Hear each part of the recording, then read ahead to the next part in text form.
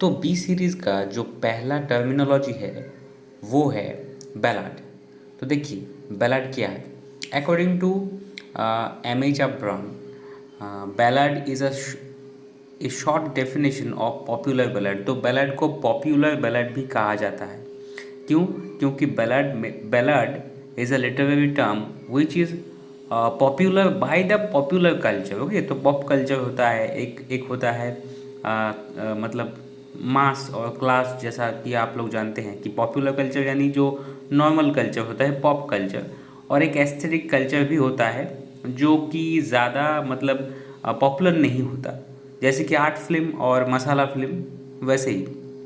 तो popular ballad, इसको popular ballad क्यों कहा जाता है? क्योंकि it is very popular to the illiterate people, to the masses, to the mass of the people. Okay, so it is very much popular and it is also called folk ballad. Folk ballad क्यों? क्योंकि ये मौखिक रूप में और ज़ुबानी हर कोई इसको गाता है और हर कोई इसको शेयर करता है। तो चलिए, and it is also called traditional blood. तो देखिए, पहले लाइन में एम एच अब्राम ने ये क्लियर कर दिया कि ये जो बैलाड है इसको हम 3 नामों से जान सकते हैं। एक है पॉपुलर बैलाड, एक है फोक बैलाड, एक है traditional ballad.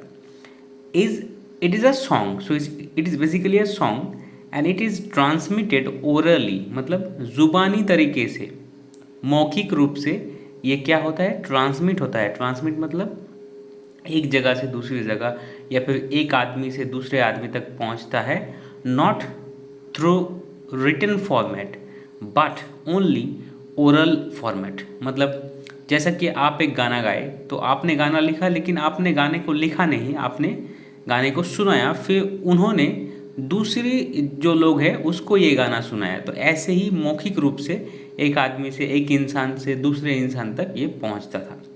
Okay, and which tells a story. Okay, so ballad has a tendency to tell the stories. So ballad में एक कहानी भी होता है। Ballads are thus the narrative species of folk song. So M H Abram कह रहे हैं कि बैलाड को हम क्या क्या कह सकते हैं? बैलाड को हम कह सकते हैं कि it is a narrative piece, जो कि एक कहानी को डिस्क्राइब करता है, मतलब वर्णन करता है कहानी का। और ये क्या है? एक स्पीसीज है, एक प्रकार का जाति है। किसका जाति है? Folk song. फोक सॉन्ग यानी लोकगीत जो होता है, लोकगीति, जो लोग जानते हैं इसको, तो लोकगीति का एक स्पीसीज माना जाता है। Which originate and are communicated orally. It also originated orally and it communicated, मतलब इसका जो कम्युनिकेशन होता है वो भी ओरल होता है, और इसका जो ओरिजिन मतलब इसका जो जेनेसिस है वो भी ओरली ही है।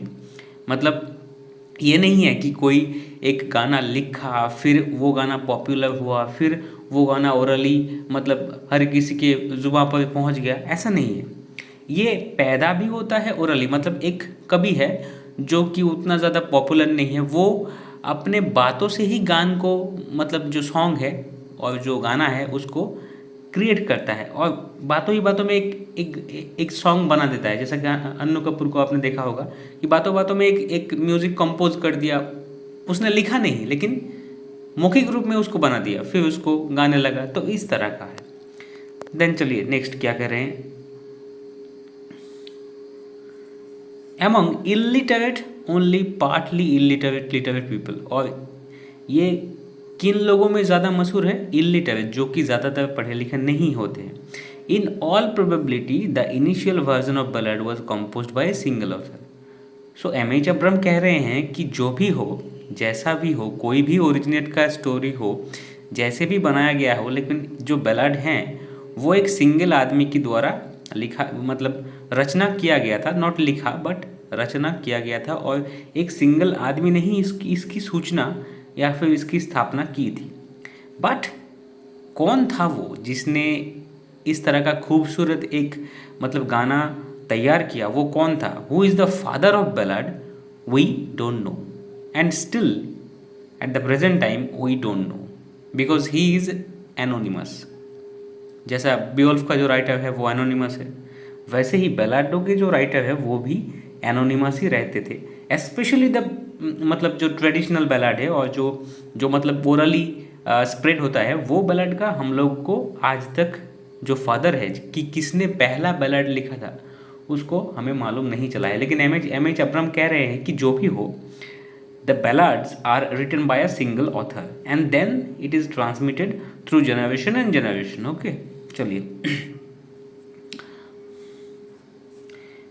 Since each singer who learns repeats oral ballad is apt to introduce change, और जो लोग इसको सुनते थे और सुनने के दौरान इसका जो टेक्स्ट था, इसका जो ट्यून था, वो चेंज होता गया और वेरिएंट फॉर्म्स आ गए। टिपिकली द पॉपुलर बलड, जो पॉपुलर बलड है और ट्रेडिशनल बलड और फोक बलड, इसमें क्या क्या फीचर है? ये ड्रामेटिक है, मतलब इसमें ड्रामेटिक एलिमेंट है।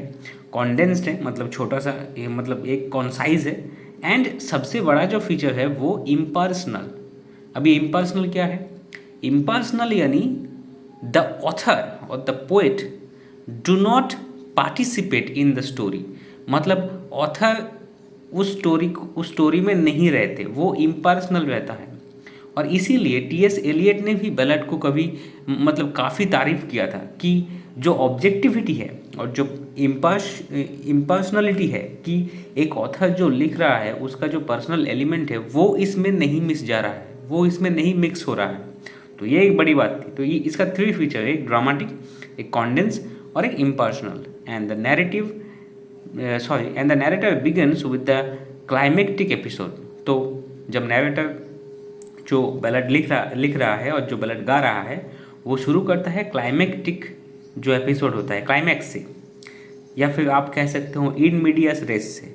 Tell the story tersely in action and dialogue and action, और डायलॉग से इसका जो कहानी है वो बोला जाता है। And without reference of the expression of personal attitude और फीलिंग। जब कोई गा रहा है बैलेट तो वो उस समय अपना जो फीलिंग है, अपना जो एक्सप्रेशन है वो नहीं दिखाएगा। यही फीचर्स है। The most common stanza is ballot stanza. तो बैलेट स्टेंजा क्या है? बैलेट स्टेंजा बेसिकली है, देखिए, A B, इसको कहा जाता है बैलेट स्टेंजा। और आप लोग अगर लूसी पोएम पढ़े होगे, या फिर आप लोग अगर वर्ड्सवर्थ का मैक्सिमम पोएम पढ़े होगे, तो आप लोगों को मालूम चलेगा कि maximum Wordsworthian poems are written in this stanza, ballad stanza. This is the most common stanza of poetry. ठीक है, क्योंकि वर्ड्सवर्थ चाहते थे कि उनका जो पोएम हो वो सिंपल हो एंड कॉमन जो पीपल हैं वो इसको समझ सके, तो इसीलिए उन्होंने बैलेट स्टेंजा का यूज़ किया था अपने पोएम में। Okay, so it is a quatrain of 4 line and 3 stress line, usually only the second and fourth lines are rhyme. And second and fourth मतलब बी और बी, ये देखिए, ये अगर 4 लाइन है, 1 2 3 4, तो ये second and fourth and first and third are rhyming with each other. So this is the form of Sir Patrick Spence. Sir Patrick Spence is a very popular form of ballad, और Sir Patrick Spence का जो ballad है वो इस category में आता है। तो चलिए, इसका एक लाइन भी दिया गया है। The king sits in Dumfarthing town drinking the blood red wine. Oh, what will I get the guide sailor to sail this ship of mine? Many ballads employ set formula which helps singer remember the course of the song. तो ballad क्या करते थे? Ballad एक formula का use करते थे ताकि जो सिंगर है, जो गाना गा रहा है इस बैलाड का, उसको वो प्रॉपर तरीके से याद रहे। कैसे? चलिए हम देखते हैं। सो ये कुछ फार्मूला का यूज़ करता था ताकि जो बैलाड, इतना लंबा बैलाड है, उसको तो याद रखना पड़ेगा ना। अगर याद नहीं रहेगा तो बैलाड कैसे गाएगा? तो इसके लिए वो एक फार्मूला का यूज़ करते थे। कैसे? स्टॉक डिस्क्रिप्टिव फ्रेज का यूज़ करते थे। रिफ्रेन यानी एक गाने का जो एक लाइन जो बार बार रिपीट होता है उसको रिफ्रेन कहते हैं। जैसे तुझे देखा तो ये जाना सनम, ये जो लाइन है ये गाना में बार बार आएगा, तो इसको रिफ्रेन कहते हैं। देन इंक्रीमेंटल रिपीटिशन क्या है? जो मतलब जो बैलेड गा रहा है वो गाते गाते ही जो स्टोरी है उसको डेवलप करता है और स्टोरी को बार बार ऐड करता रहता है, तो इसको इंक्रीमेंटल रिपीटिशन कहा जाता है। सो देखिए, जो बैलेड था वो पहले कलेक्टेड तरीके से नहीं था, ठीक है। So first time in 1765 Thomas Percy नाम का एक आदमी था, उन्होंने इस बैलेड को कलेक्ट किया। किस नाम से? Relics of ancient English poetry. इसका मेंशन आप जो चार्ल्स लैम्ब है उसका जो ड्रीम चिल्ड्रन है उसमें एक बैलाड का मेंशन है रेड रॉबिन करके, तो उसमें आप देख सकते हो। तो इन्होंने पहली बार बैलाडों को कलेक्ट किया। द बेसिक मॉडर्न कलेक्शन किया था Francis Child's, English and Scottish popular ballad in 1882। इसमें 305 बैलाड थे। Then Bertrand Hain Bronson traditional tunes of the Child ballads, ये करके देन ओडी गथफ्रिन और बॉब डिलन ने भी कई बैलाडों को इकट्ठा किया था। चलिए नेक्स्ट पेज। तो देखिए यहाँ पर एक और दो टाइप का बैलाड हमें देखने को मिलता है। एक है ब्रॉड साइड बैलाड। अब ये क्या है? It is a ballad that was printed on one side of a single sheet. Okay, तो एक साइड में इसको क्या करना पड़ता है? प्रिंट करना पड़ता है। डील्ड विथ करेंट इवेंट और person issue and was sung to a well-known tune beginning with 16th century. These broadside were hawked in the street at the country fairs in Great Britain. तो इसको आप ऐसे समझ सकते हो कि ये एक तरह का बैलाड है जिसको एक पेज का जो ये अगर पेज है तो इसमें एक शीट में प्रिंट किया जाता है और इसको गाया जाता है। और जब ग्रेट ब्रिटेन में मेले लगते हैं, फेयर होते हैं, तो उसमें इस बैलाडों को गाया जाता है। इसको ब्रॉड साइड बैलाड भी कहा जाता है। ब्रॉड साइड क्यों? क्योंकि ये जो पेज का जो ब्रॉड साइड एरिया है उसमें इसको प्रिंट किया जाता है। ओके, देन आता है लिटरेरी बैलाड। तो ये बैलाड हम लोग लिटरेचर में पढ़ते हैं, क्योंकि जो फोक बैलाड है उसको तो प्रिंट नहीं किया जा सकता, वो तो ओरली है और वो एक कलेक्शन में हमें मिलता है। लेकिन आप जो सिलेबस में पढ़ते हैं उसको कहते हैं लिटरेरी बैलाड, जो कि कई लोगों ने लिखा है। कई लोगों ने ट्राई किया था, इंग्लिश लिटरेचर के जो फिगर्स है उन्होंने ट्राई किया था कि हम लोग लिटरेरी बैलाड को लिखें। लिटरेरी बैलाड मतलब जब वो मौखिक बैलाड है, जब वो ओरली बैलाड को हम लोग लिखित आकार में लिखते हैं, जब वो राइट करते हैं, उसको कहा जाता है लिटरेरी बैलाड। क्योंकि हम लोग वो जो बैलाड है जो आज तक मौखिक रूप में था उसको हम लिखने की कोशिश कर रहे हैं, तो इसको लिटरेरी बैलाड भी कहा जाता है। Which is a narrative poem and in Germany some major literary ballads were compose. तो जर्मनी में मेजर लिटरेरी बैलाड कंपोज किए गए थे, जैसे G.A. बर्गर्स वेरी पॉपुलर लेनोर जो बैलाड है, आप इसको पढ़ सकते हैं। देन इन इंग्लैंड कोलविज ने लिखा था rime of the ancient mariner, ये एक it is the finest example of English ballad. Then Walter Scott ने लिखा था प्राउड मेजेस। किट्स ने लिखा था ला बेले डेम सेंस मर्सी, तो इसको किड्स ने मतलब लिखा था, तो ये भी आप देख सकते हैं किताब में। देन वर्ड्सवर्थ ने लिखा था we are seven by the introducing narrator as an agent of first person teller of the story. तो देखिए जो मतलब जो हम लोगों ने देखा कि जो पॉपुलर बैलाड था और जो फोक बैलाड था और जो ट्रेडिशनल बैलाड था उसमें इम्पर्सनलिटी का जो फीचर है वो बहुत अच्छी तरीके से इम्प्लीमेंट किया गया था। लेकिन लिटरेरी बैलाड में हम देख रहे हैं ये जो फर्स्ट पर्सन है, आई मेड लिटिल कॉटेज, सो ये जो आई है, ये आई मतलब ये इम्पर्सनल नहीं है, ये वेरी मच पर्सनल है। सो इसको लिटरेरी बैलाड ने इंट्रोड्यूस किया। तो फिर आगे आप इसको पढ़ भी सकते हैं, जैसे जॉन ए एंड एलन लॉमार्क्स का अमेरिकन बैलाड। तो ये कलेक्शन ही आप लोगों को आप अगर चाहें तो पढ़ सकते हैं, चाहे तो स्किप भी कर सकते हैं। Then board. तो बार्ड क्या है? देखिए बार्ड अगर हम सुनते हैं तो एक ही आदमी को हम याद कर पाते हैं, बार्ड ऑफ ऑफन यानी शेक्सपियर। तो बार्ड जो वर्ड है ये gallic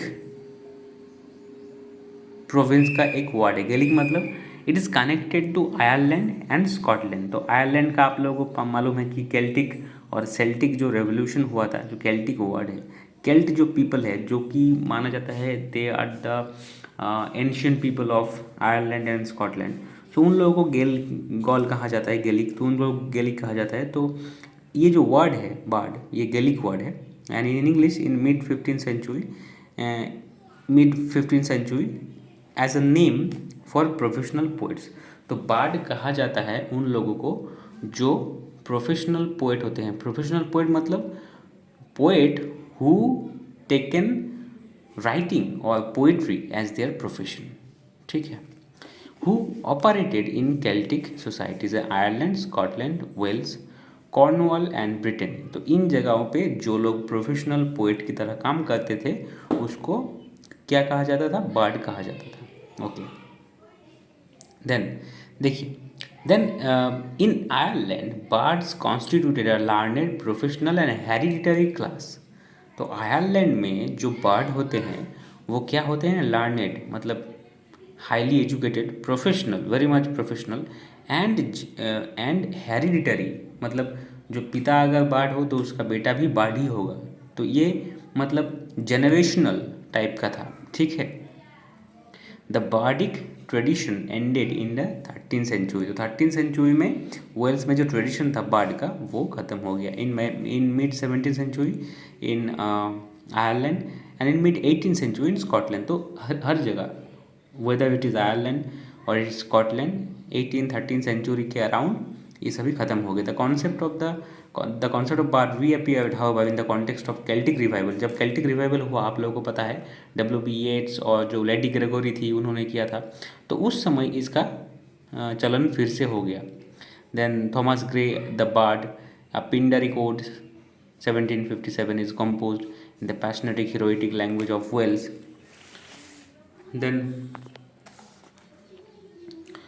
proper condemning of Norman King Edward I, conqueror of Wales, and the poem ends with bird leaping to his death from mountain top. So अब the most important thing is that special distinction. Thus, the Shakespeare described as a bard of Avon, Wordsworth as the bard of Radial Mount, and Robert Burns as the bard of Ayrshire. तो जो professional poet थे उसको board कहा जाता है और it is generational and it is very much professional poets. Okay, चलिए next topic पे हम जाते हैं जो कि है baroque.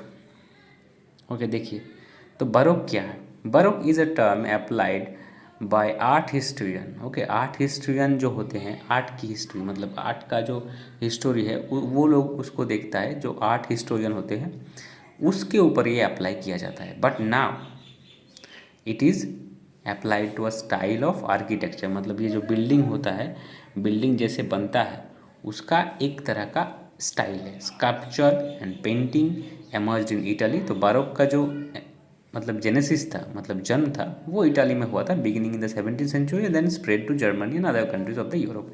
The style employs the classical form of Renaissance but breaks them up, intermingle them to achieve elaborate, grandiose, energetic, highly dramatic effects. तो आप लोगों को ये जो वर्ड है इस वर्ड को पकड़ना पड़ेगा। तो एम एच अब्रम क्या कह रहे हैं, देखिए so it is the style employs the classical forms of Renaissance but breaks up and intermingles them to achieve elaborate मतलब highly descriptive, grandiose मतलब grand एक तरह का architecture, energetic and highly dramatic effect. मतलब आप इसको मेलोड्रामाटिक भी कह सकते हो। Major example baroque art are sculpture of Bernini and architecture of Saint Peter's cathedral. मतलब it is so emotional and so eye catching that you can't avoid it. So baroque मतलब highly grandiose, highly energetic art, ठीक है। The term has been adopted reference to literature with variety of application. It may signify any elaborately formal, magniloquent style in verse and prose. तो जो भी magnanimous तरीके से लिखा गया है, मैग्नानिमस मतलब आप समझ रहे हो कि एक एक्स्ट्रा इमोशनल और एक्स्ट्रा मेलोडी, एक्स्ट्रा इमोशनल और एक्स्ट्रा मतलब फोर्स देके जो कुछ भी लिखा गया है उसको हम बैरोक कहते हैं। जैसे थॉमस डी क्विंसी का कॉन्फेशन ऑफ एन इंग्लिश सोफिया मीटर, उसमें बहुत सारा मतलब एग्जेजरेशन किया गया है। देन आप जॉन डन का जो पोएम है उसको आप रेफ़र कर सकते हो। Then Rene Wellek the concept of baroque etcetera etcetera. Okay, then हमारे आता है बेथोस एंड एंटी क्लाइमेक्स। तो bathos is a Greek for depth. Bathos is a Greek for depth मतलब बेथोस एक ग्रीक वर्ड है। किस वर्ड से? Depth मतलब जो डेप्थनेस होता है, डीपनेस यानी जो गंभीरता होता है उसको डेप्थनेस कहते हैं। So it is call in Greek depth and it has been indispensable term to critics since Alexander Pope parodying the Greek Longinus. तो पोप ने लॉन्जाइनस का पैरोडी किया था ऑन द सबलाइन में और उसके बाद ये टर्म आया। और लॉन्जाइनस को क्रिटिसाइज किया था in his essay on bathos of the art of sinking in poetry.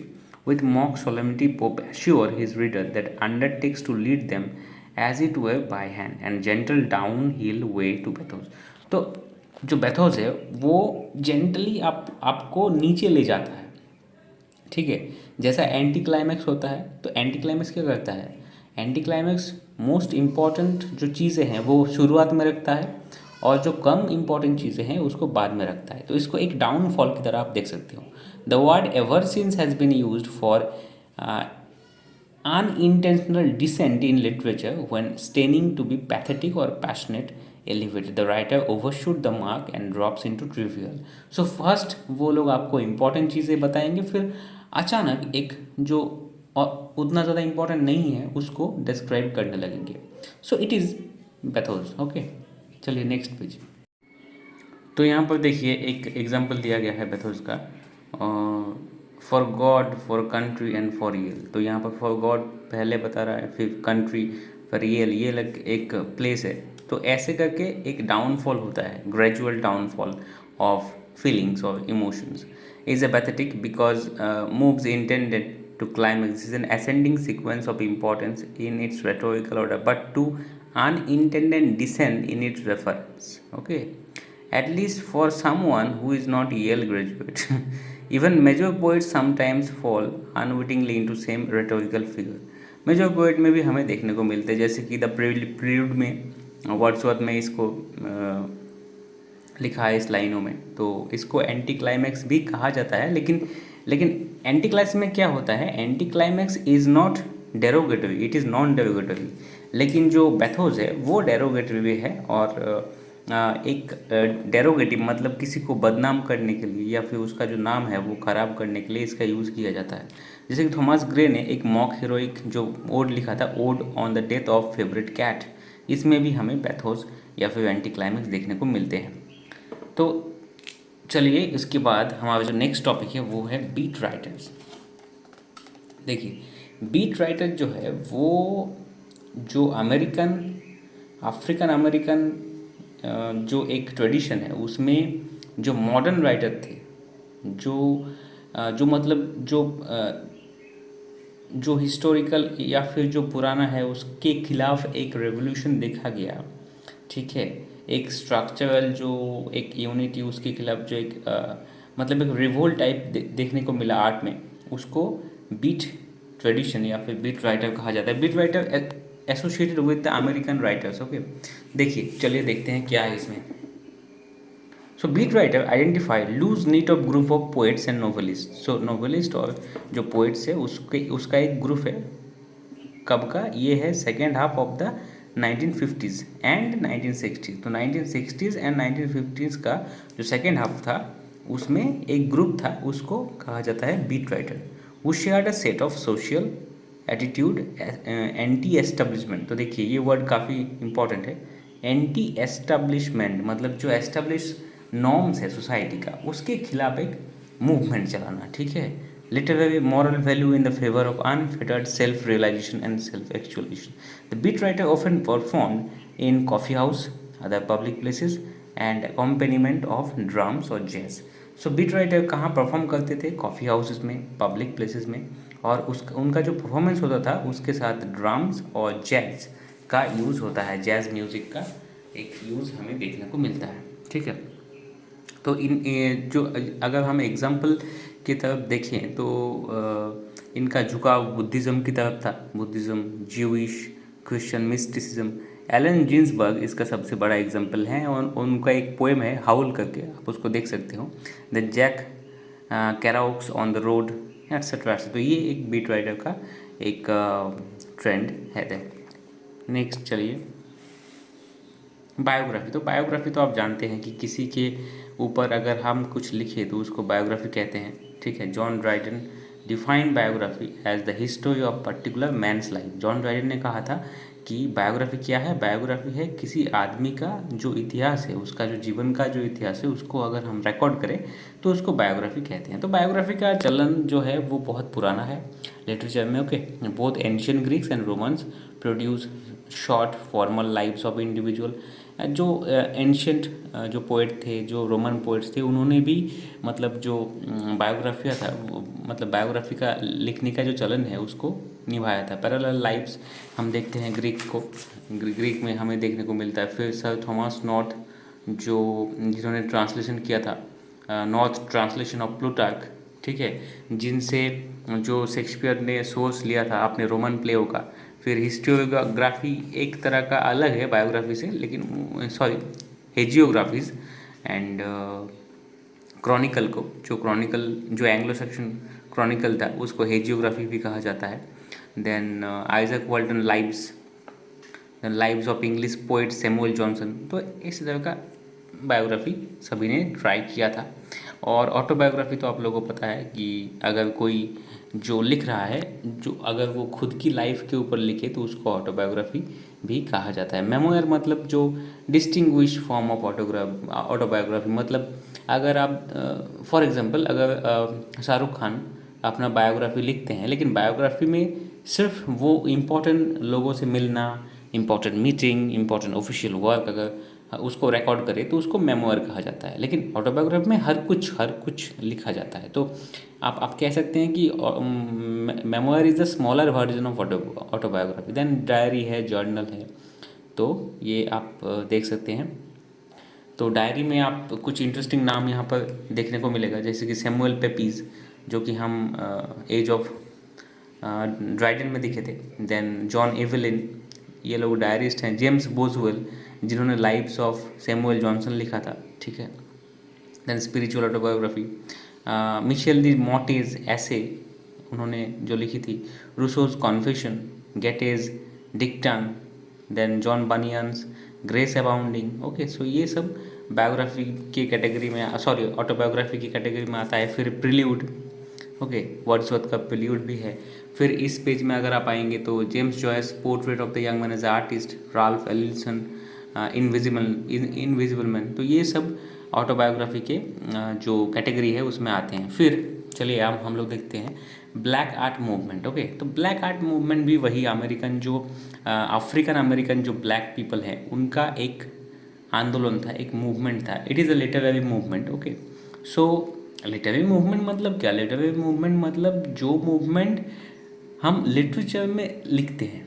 मतलब देखिए, जब ओलिवर गोल्डस्मिथ नहीं आया था तो ओलिवर गोल्डस्मिथ के आने के पहले जो ड्रामा था वो तो सेंटिमेंटल, लेकिन वो सेंटिमेंटल ड्रामा के खिलाफ एक आंदोलन छेड़ दिया ओलिवर गोल्डस्मिथ ने सीज टू कॉन्कर लिख के। अब she's to conquer is an anti sentimental comedy. Okay, तो लिटरेरी ट्रेंड्स और लिटरेरी जो नॉर्म्स है उसके खिलाफ अगर आप कुछ लिखें तो उसको ही आंदोलन कहते हैं, लिटरेरी मूवमेंट या फिर आंदोलन। तो ये ब्लैक आर्ट मूवमेंट भी कुछ ऐसा ही है। वो जो लीड कर रहे थे अफ्रीकन अमेरिकन जो ब्लैक पीपल थे उन्होंने। Okay, during the Vietnam war. तो ये शुरुआत हुआ जब अमेरिका ने वियतनाम के ऊपर आक्रमण किया था। तो आप कोल्ड वॉर में इसको आप देख सकते हैं कि इसका जो हिस्टोरिकल बैकग्राउंड है वो कोल्ड वॉर के तरफ जा रहा है। Then led to repeated and sometime violent confrontation, riots, burning Los Angeles. तो ये आंदोलन एक मतलब रायट्स और फिर मतलब दंगे में भी कन्वर्ट हो गया था। Black power movement in politics, spokespersons are Stokely, Carnegie and Malcolm Tenth oppose the proponent of integration and instead advocate the black separatism, black pride, black। Actually जो ब्लैक पीपल थे वो एक slave की तरह आए थे, ठीक है, वाइट पीपल के साथ, लेकिन वो अपना जो राइट्स था वो सबके सामने रखने लगे। So then A Larry nil put his essay The Black Arts Movement in 1968. Black art is an aesthetic, spiritual system of black power concept. Okay, as such, envision an art that speaks directly to the needs of aspiration of black America। तो black America जो blackish people थे, ठीक है, जिसका skin black है, उनको उनका जो राइट है उसके बारे में बताता था। ब्लैक एस्थेटिक्स, तो एस्थेटिक्स तो आपको पता होगा, एस्थेटिक्स यानी लिटरेचर का एक जो आर्ट का एक रूप है उसको एस्थेटिक कहा जाता है। दैट वाज वॉइस्ड और supported by writer in the movement rejected as aspect domination by white culture. So ये जो वाइट पीपल का जो डोमिनेशन है, ठीक है, उनका जो रूल है, उनका जो शासन है, ये उसके खिलाफ बात करता था और उनका जो डोमिनेंस है उसके खिलाफ ये बात करता था, क्योंकि जो कल्चर है पूरा कल्चर ही वाइट पीपल के द्वारा डोमिनेटेड है, ठीक है। जो ब्लैक कल्चर है वो it was suppressed bye their culture, ठीक है। जैसे कि जो जो माइनॉरिटीज़ होते हैं, हर देश में कुछ ना कुछ माइनॉरिटीज़ होते हैं, और माइनॉरिटीज़ हर वक्त यही चिंता लगी रहती है कि हमारा जो कल्चर है, हमारा जो आर्ट है, उसको सप्रेस ना किया जाए जो मेजोरिटी कल्चर। तो देखिए अमेरिका में वाइट मेजोरिटी है, तो वाइट मेजोरिटी के तले जो ब्लैक कल्चर है वो सप्रेस ना हो जाए, इसीलिए ब्लैक एस्थेटिक मूवमेंट का शुरुआत हुआ 1950s में। Okay, instead the black aesthetic called for exploitation of energy and freshman black vernacular rhythms and modes of emulating jazz and blues, dealing with especially with the lives and concern of lower class addressed to the black mass audience. So जो उनका जो culture है, ठीक है, और जो energy exploitation हो रहा था सोसाइटी में, उसके खिलाफ ब्लैक जो वर्नाकुलर है, जो उनके जो भाषाएं हैं, उपभाषाएं हैं, उसको सेव करने के लिए ये आंदोलन है। और इसमें भी आप लोगों को Allen Ginsberg, beat writer, jazz writer भी आप लोगों को देखने को मिलेंगे। सो 1970s में ये शुरू हुआ था। चलिए आज का वीडियो यहाँ तक। हम पार्ट 2 में बाकी जो बी का टर्म है वो डिस्कस करेंगे। Thank you so much. पढ़ते रहिए और स्वस्थ रहिए।